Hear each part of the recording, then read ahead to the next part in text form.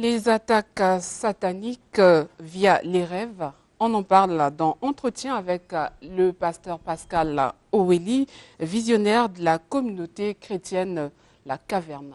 Pasteur, bonjour. Bonjour madame. Alors selon vous, le rêve, c'est la vie de l'esprit.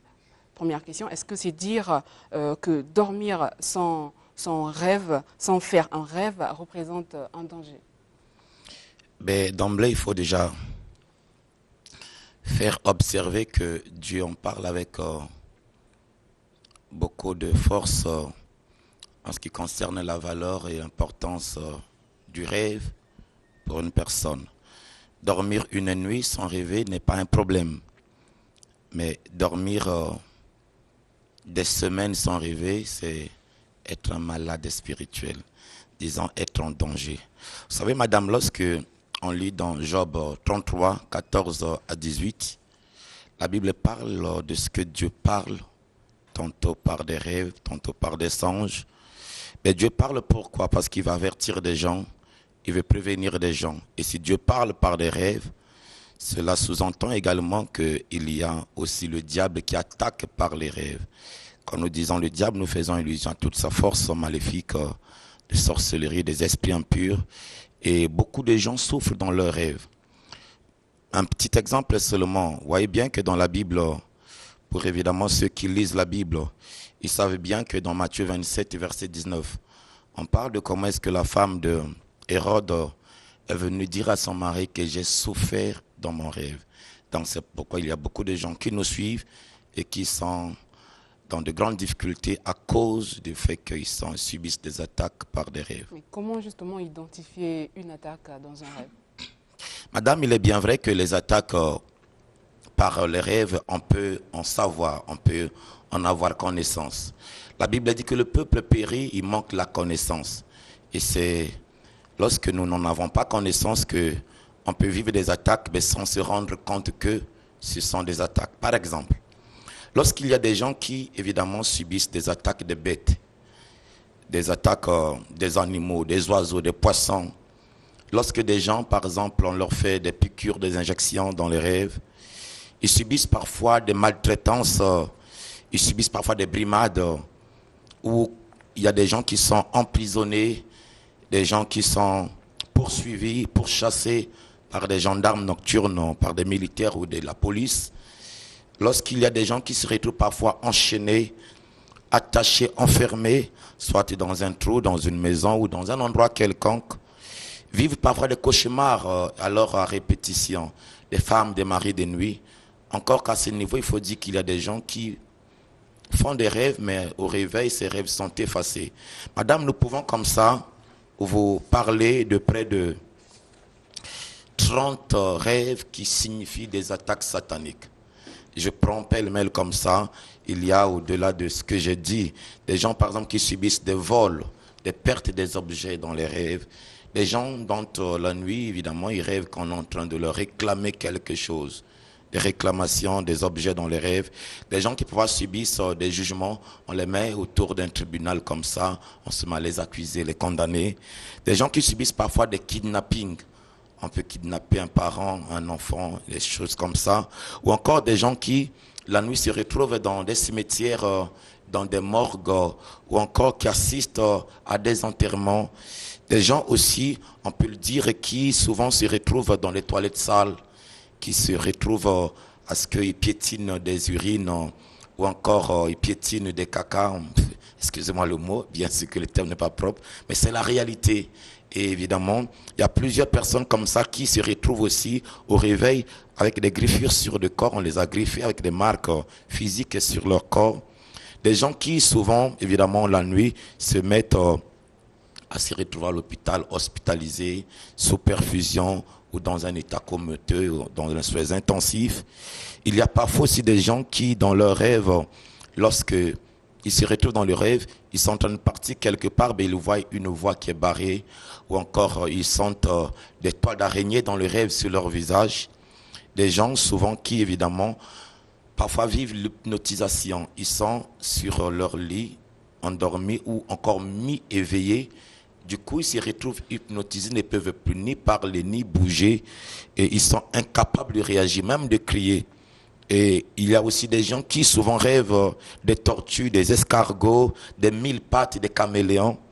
Madame, des gens qui souvent aussi se retrouvent, ils sont ici à Brazza, mais ils se revoient encore dans leur ancien village, dans leur ancienne vie. Parfois, ils sont déjà mariés, mais se retrouvent toujours dans la maison familiale, ou encore ils sont en train de travailler, mais ils se retrouvent encore sur le banc de l'école, la vieille école où ils avaient fréquenté. Il y a plein de rêves comme ça, évidemment, qui traduisent que les gens sont en train de subir des attaques sataniques. Je vais vous prendre par exemple encore deux. Et combien de gens, madame, subissent des agressions sexuelles la nuit? C'est-à-dire que des gens qui se sentent violentés, violés, mais par des gens dont ils ne connaissent pas, dont ils n'ont pas la maîtrise. Et lorsque ils se réveillent comme ça, c'est parfois l'habit qui est mouillé. Et ce sont ces types d'attaques pareilles qui veulent évidemment alerter des gens qu'il y a danger et qu'il faut chercher le secours d'un homme de Dieu, le secours d'une personne ointe. Le secours d'un homme de Dieu, c'est justement par ce moyen qu'il faudrait vaincre justement les attaques sataniques. Oui, bien sûr, parce que chaque attaque satanique, parce que comprendre que c'est une attaque satanique, c'est le fait que vous arrivez à comprendre votre rêve, vous arrivez à discerner le rêve. Or, discerner le rêve n'est pas donné à tout le monde. C'est un don que Dieu a donné à quelques bien-aimés, à quelques personnes, à quelques serviteurs. Et c'est pour cela que lorsque on discerne votre rêve, on peut en donner le sens, la compréhension et l'explication. Ensuite, on vous aide à pouvoir évidemment à échapper du danger qui vous guette. Regardez dans la Bible, je prends par exemple, madame, dans Matthieu. Dans Matthieu, on parle de ce que Joseph a eu un rêve. Et dans ce rêve, Dieu lui disait, évidemment, de pouvoir fuir avec l'enfant en Égypte parce qu'il y avait un danger. Et pour qu'on arrive à discerner qu'il y a danger, c'est qu'il y a eu un discernement du rêve. Et beaucoup de gens vivent des rêves, mais ils n'ont pas le discernement, ils ne cherchent pas l'aide des hommes de Dieu et ils sont confus. Ils sont dans une grande confusion, malheureusement. Alors, vous évoquiez ça tout à l'heure, qu'il y a certaines personnes qui n'arrivent pas à retenir leurs rêves. Alors, qu'est-ce qui explique cela? Ben, en fait, c'est une forme d'attaque, un type d'attaque. Lorsque quelqu'un arrive, la Bible dit qu'il y a un voleur qui vient pour voler. À votre réveil, le voleur a déjà volé le rêve que vous aviez eu. Imaginez un petit instant que dans Genèse, par exemple, on nous parle du rêve fait par Pharaon, qui évidemment illustrait le fait que lui, Pharaon, il devrait avoir des années de sécheresse, des années d'abondance. Mais si au réveil, il avait oublié ce rêve, si au réveil, il ne se rappelait pas du rêve, madame, ce serait combien de gens qui en seraient morts? Et donc c'est pourquoi lorsque quelqu'un subit le fait qu'il ne retient pas les rêves, il faut qu'il consulte les hommes de Dieu, il faut qu'il nous appelle, on va l'aider, on va le soutenir et puis ensuite il va s'en sortir. L'aide là, c'est la prière ou encore d'autres rituels que vous pouvez pratiquer. Vous savez, la parole de Dieu, c'est un aliment complet. Chaque verset de l'Écriture, chaque verset de la Bible correspond à une situation. Il y a donc des versets que la personne est censée prier avec la nuit lorsqu'il s'endort, d'une part. Et d'autre part, également, il y a des séances de prière que nous pouvons organiser en sa faveur pour qu'évidemment, il s'en sorte de la situation. Madame, vous savez, en matière de rêve, je dois dire que la connaissance, la compréhension du rêve, évidemment, est une chose très importante. Pourquoi? Parce qu'il y a des gens aussi, au sortir d'un rêve, vous avez un certain nombre d'émotions. Et ces émotions que vous ressentez immédiatement au sortir du rêve sont significatives de l'orientation que nous pouvons donner à votre rêve. Alors, comment justement faire pour comprendre son rêve? Alors, comment faire pour comprendre son rêve? Ce n'est pas que vous dormez, vous rêvez comme ça, vous en avez la compréhension immédiate. Peut-être pas. Il y a des rêves très clairs qui n'ont pas besoin d'explication. Mais le rêve en lui-même, c'est un message codifié. C'est un message codé. Et donc, c'est d'une part, la connaissance du monde du rêve. Parce que le rêve, il s'interprète en fonction de beaucoup de facteurs. D'abord, il faut voir la vie de celui qui a rêvé, la situation que vit la personne. Il faut aussi voir au-delà de ce que vit la personne, au-delà de ce qu'est la personne qui est rêvé, savoir si ce rêve vient de Dieu, si ce rêve vient du diable, si ce rêve vient de lui-même l'homme, ou encore il vient de l'environnement. Et dans la compréhension du rêve, ce n'est pas pour dire que lorsque la nuit, tu as rêvé un habit blanc, ça veut toujours dire ceci. Non, non, non. Ça dépend de qui a rêvé l'habit blanc. Alors ceux qui sont capables, justement, ceux qui ont la capacité d'expliquer ou encore de comprendre un rêve, c'est les hommes de Dieu ou encore chaque personne a aussi peut En fait, avoir cette c'est un capacité. don d'abord. C'est un don que Dieu donne. Dieu le donne à ses serviteurs. Dieu le donne à ceux qu'il a oint. Regardez au temps de Joseph, il en avait ce don. Regardez au temps, par exemple, de Daniel, il en avait ce don. Ainsi de suite. On peut comme savoir au travers de l'histoire, il y avait des gens qui avaient cette capacité de pouvoir entrer dans le rêve de l'autre et puis évidemment d'en donner le sens. Je prends un exemple simple comme ça. Un jour, je suis en train d'intervenir à l'église, de prêcher, et voilà que Dieu me donne, comme Dieu l'avait fait bien sûr à Daniel, Dieu me donne le rêve que quelqu'un a fait dans l'église. Et j'ai dit au peuple de Dieu, il y a parmi vous quelqu'un qui a fait tel rêve. Et la personne a levé le doigt. J'ai dit que le rêve que tu as fait, voici l'explication. Et ça peut épargner la personne du mal. Alors, un dernier mot par rapport à ce sujet. Est-ce qu'il y a des conséquences, justement, les attaques sataniques via les rêves ont des conséquences? Il y a des gens qui en ont perdu la vie.